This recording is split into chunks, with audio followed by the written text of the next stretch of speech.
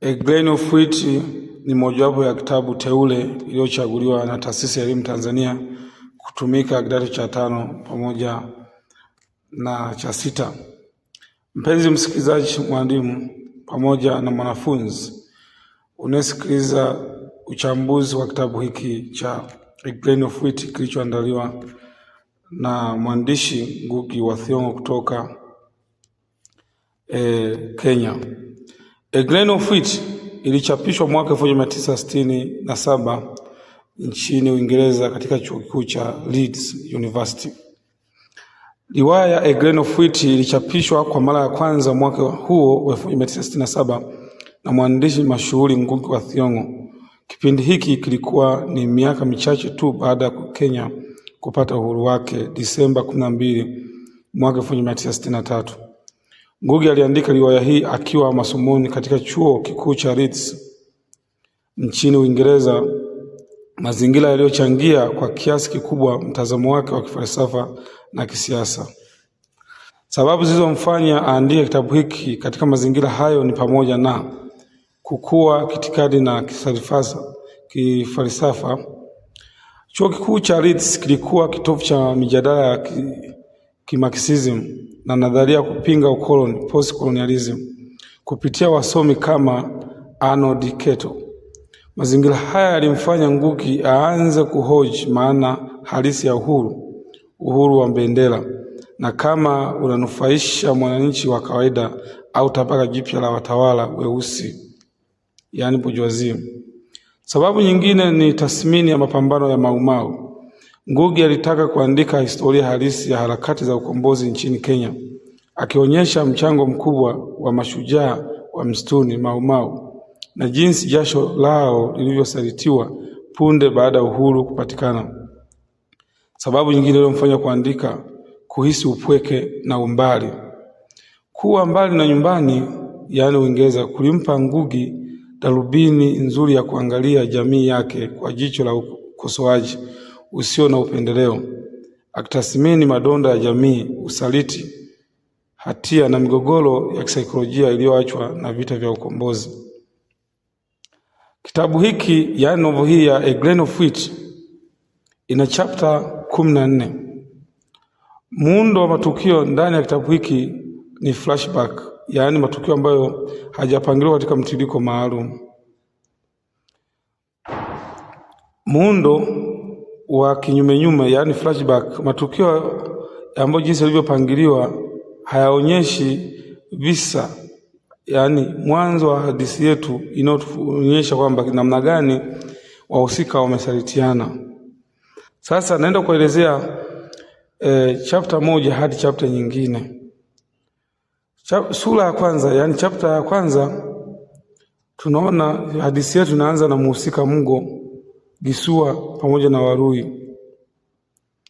Sura inaanza asubuhi ya siku ya 4 kabla ya uhuru. Tunamtambulisha Mgo ambaye anaishi kwa hofu na upweke mkubwa. Ndoto zake zinajaa hofu ya damu. Anapata ujumbe kutoka kwa wazee wa kijiji Warui wakitaka aongoze sherehe za uhuru kijijini Thabai, lakini anakataa kwa uoga na kigugumizi kinachomshika. Hiyo ni sura ya kwanza, yani chapter 1. Sura ya pili kuanzia ukurasa wa 11 hadi wa 25. Tunaonyeshwa katika sura hii kuna wahusika wafuatayo. Mhusika mkuu Mgo yupo, Kihika, Wambui pamoja na Kitogo. Sura hii inarudi nyumbani, inaturudisha nyumbani kuelezea historia ya kijiji cha Sabai. Inamtambulisha Kiiga, shujaa wa Mau Mau aliyeuawa kwa kunyongwa, na jinsi alivyokuwa akihamasisha watu kupigania ardhi yao. Tunajifunza kuhusu katili wa wakoloni na kifo cha Kitogo, kijana bubu na kiziwi aliyepigwa risasi akijaribu kumuokoa mama yake. Sura ya 3 ambayo inaanzia ukurasa wa 26 hadi 35. Ndani ya sura hii ya 3 kuna wahusika kama vile Kikonyo, Mubi, Mugo, Warui pamoja na Wambui. Kikonyo na Mubi wanatembelea nyumba ya Mugo kumshawishi akubali kutoa hotuba siku ya uhuru. Kupitia mazungumzo yao msomaji anaanza kuona heshima kubwa ambayo kijiji inampa Mgo kama shujaa, ingawa Mgo mwenyewe anateseka kwa siri kubwa ya hatia moyoni mwake. Sura ya 4 ambayo inaanza ukurasa wa 36 hadi wa 63. Ndani ya sura hii, yani chapter ya 4, kuna Kikonyo, Mubi, Karanja pamoja na Kiiga. Flashback ndefu inahusu maisha ya ujana wa Kikonyo, Karanja na Mubi kabla ya hali ya dharura. Wote wawili, Kikonyo na Karanja, walikuwa wakimtongoza Mubi. Kikonyo anafanikiwa kumuoa Mubi baada ya kutengeneza mpini mzuri wa jembe uliomvutia. Karanja anabaki na wivu mkubwa. Sura ya 5 chapter 5 inaanzia ukurasa wa 64 hadi 82. Ndani ya sura hii au chapter hii kuna mhusika kama vile John Thompson, Major Thompson pamoja na Karanja. Sura hii inaangazia upande wa koloni wa Kizungu. John Thompson, mkuu wa wilaya wa zamani katika kambi ya mateso ya Rila, anajiandaa kuondoka Kenya kurejea Uingereza baada ya uhuru. Anaonekana kuwa na hasira na machungu ya kupoteza utawala. Karanja sasa anafanya kazi chini yake kama kibaraka. Chapter 6, yani sura ya 6, kuanzia ukurasa wa 83 hadi 105. Ndani ya chapter hii kuna mhusika kama Mgo, Mubi pamoja na Kikonyo. Tunarudi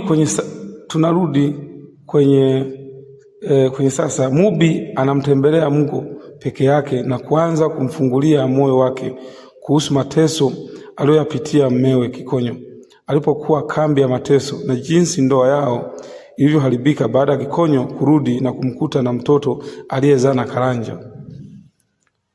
Sura ya 7 chapter 7 kuanzia ukurasa wa 106 hadi 124 kuna wahusika wanaoibuka ndani ya chapter hii kama vile Kikonyo, Mubi, Karanja. Na hapa tunaonyesha flashback. Sura inaeleza kuwa undani maisha ya Kikonyo kambi ya mateso ya Yala ili arejee kwa mke wake Mubi anayempenda sana. Anakubali kusaliti kiapo cha Maumau. Anaporudi nyumbani kwa furaha, anakuta Mubi amejifungua mtoto wa Karanja, jambo linalomvunja moyo kabisa na kuanzisha uadui wa kimya kimya kati yao. Sura ya 8 ambayo inaanzia ukurasa wa 125 hadi 146, na ndani ya sura hii kuna wahusika kama vile General Ara, Lieutenant Koinandu pamoja na Mgo. General Ara na Lieutenant Koinandu, wapiganaji wa msituni, wanapanga njama ya kumfichua na kumhukumu mtu aliyemsaliti Kiiga kwa wakoloni, ambapo wanamhisi Karanja kuwa ndiye msaliti. Wanaenda kumshawishi Mgo azungumze kwenye sherehe ili kumtaja msaliti huyo hadharani. Sura ya 9 ambayo inaanza ukurasa wa 147 hadi 162. Ndani ya sura hii kuna mhusika kama Thompson, Karanja na Magal. Sura inaonyesha mtikiso wa kihisia wa Thompson na mkewe. Karanja anajipendekeza kwa Thompson akiamini kuwa bado wazungu wana nguvu, lakini anatambua kuwa zama zao zimekwisha na anaachwa peke yake bila ulinzi wa kikoloni. Sura ya 10 ambayo inaanzia ukurasa wa 163 hadi 179. Ndani ya sura hii kuna mhusika kama Mgo. Pia tunaonyesha kuna flashback. Hii ni sura ya mabadiliko makubwa. Tunajifunza siri kuu ya kitabu. Mgo ndiye aliyemsaliti Kiiga kwa Thompson ili apate zawadi ya pound 25 na kujitenga na vurugu za vita. Hatua hii ilipelekea Kiiga kunyongwa kwenye mti wa mkorosho. Mgo anajawa na majuto na mateso makali ya kisaikolojia.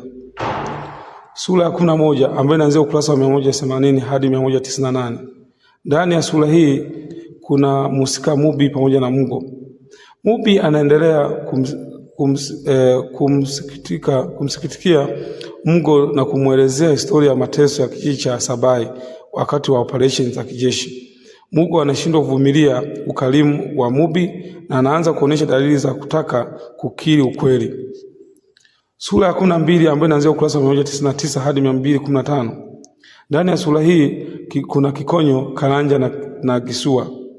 Siku moja kati ya uhuru, Kikonyo anajaribu kununua shamba la mzungu, lakini anagundua mbunge mpya wa Kiafrika tayari amelinunua kwa maslahi binafsi, ishara ya usaliti mpya wa viongozi weusi. Tuangalie sura ya 13 ambayo inaanzia ukurasa wa 216 hadi 250. Ndani ya sura hii kuna mhusika jamii nzima ya Sabai, Mugo, Jenerali Ara, Mupi pamoja na Karanja. Siku ya uhuru, katika kilele cha sherehe, Jenerali Ara anatoa hotuba na kumtaka msaliti wa Kiga ajitokeze. Mugo anasimama mbele ya umati na kukiri wazi, mimi ndiye niliyemsaliti Kiga. Kijiji kizima kinashtuka na kubaki kimya kwa mshangao mkubwa. Sura ya mwisho ambayo ni chapter ya 14 ambayo inaanzia ukurasa wa 251 hadi 280. Ndani ya sura hii kuna Kikonyo, Mubi, Mugo na Jenerali Ara. Mugo anashukumiwa na kuwawa kisiri na Jenerali Ara na Koinadu. Karanja anakimbia kijiji cha aibu. Kikonyo akiwa hospitalini baada ya kuumia kwenye sherehe atafakari ujasiri wa Mugo wa kukiri ukweli. Anaamua kumsamehe Mubi na riwaya inaisha kwa matumaini ya kujenga upya maisha yao, akichonga kiti chenye picha ya Mubi akiwa mjamzito kama ishara ya uzazi na mwanzo mpya. Kwa nini kitabu hiki kinatumika shuleni kidato cha 5 na cha 6? Wizara ya Elimu Tanzania na kwingineko Afrika Mashariki inatumia riwaya hii kwa sababu zifuatazo za kielimu na kimaadili. Namba 1, kujenga ufahamu wa kihistoria na kisiasa. Inapa wanafunzi picha halisi ya harakati za ukombozi wa Afrika Mashariki, Mau Mau, na changamoto za baada ya uhuru, neocolonialism na usaliti wa viongozi. 2, maendeleo ya tabia na maadili. Kitabu kinajadili kwa kina mada za usaliti, betrayal, dhamiri safi, guilt and conscience na upatanisho, ambayo ni mambo muhimu kwa vijana wanaokuwa. 3, sanaa ya fasihi ya kiwango cha juu, matumizi ya mbinu tata za kisanii kama mambo ya rejesho pamoja na symbolism, mfano chembe ya ngano na taswira imagery, inawasaidia wanafunzi kukuza uwezo wa kuchambua kazi za fasihi kwa kina. Nadharia na mbinu za uchambuzi, theories pamoja na approaches. Katika kuchambua kitabu hiki darasani, nadharia na mbinu zifuatazo ndizo zinafaa zaidi. Nadharia yani theory ambayo inaonyesha ambayo ni post-colonialism, nadharia baada ya ukoloni. Inachunguza asili za ukoloni kiakili, kijamii na kiuchumi. Inadhihirisha kupitia Thompson anayeshindwa kukubali mabadiliko na Karanja anayepoteza utambulisho wake kwa kutaka kuwa mzungu mweusi. Pia kitabu hiki kinafananishwa na theory ambayo ya Marxist theory, nadharia ya Kimarx. Inajikita katika mapambano ya kitabaka na unyonyaji wa kiuchumi. Inafaa kuchambua jinsi ardhi ya wanyonge inavyoporwa na wakoloni na baadaye kutumiwa na viongozi wapya weusi badala ya kuopewa wananchi maskini waliopigania uhuru. Pia kitabu hiki cha A Grain of Wheat tunaelezea katika approach inayoitwa Sinok analytic, mbinu za kisaikolojia. Inachunguza migogoro ya ndani ya nafsi ya mhusika. Mwisho ni approach ya feministi, mbinu za kike. Inachunguza nafasi ya mchango wa mwanamke katika mapambano ndani ya jamii.